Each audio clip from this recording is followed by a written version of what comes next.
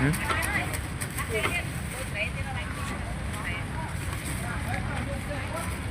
Bây giờ mọi người bán này nhà mà mấy hụt tay tao về ngay mình phục mông.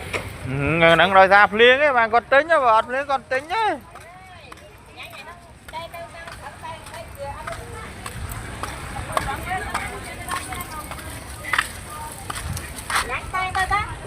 Áp trang không trên đường tha vì áp trang lên thì nhanh là xa má xa cái thầy cho ma tôi ngày hôm qua chứ nhưng mà áp trang ba Nó dương vô từ nè lấy vì sự bố lấy bố ở tật nôm ai em nhé dương ở kia đam chuẩn bị anh chạy ra tật môi anh hay đam bày đo cái chạy ra môi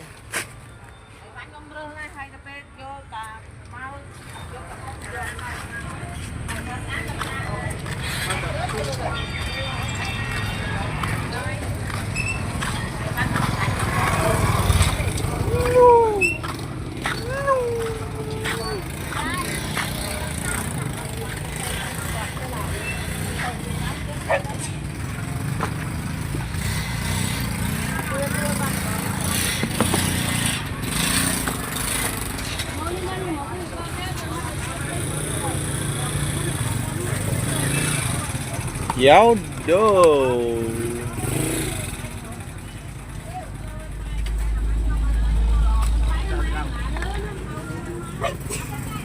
đó mà thang men mà thang lại tia nè mà lại phí rồi đó như sao sam bay nè tầm anh sam bay nè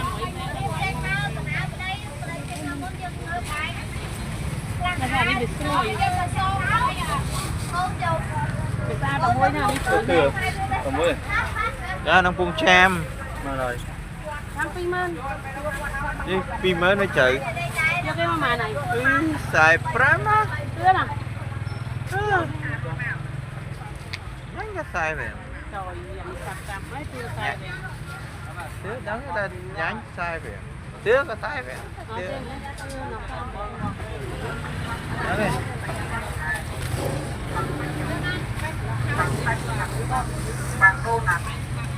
tụi em nhắm mắt đâu bao bảo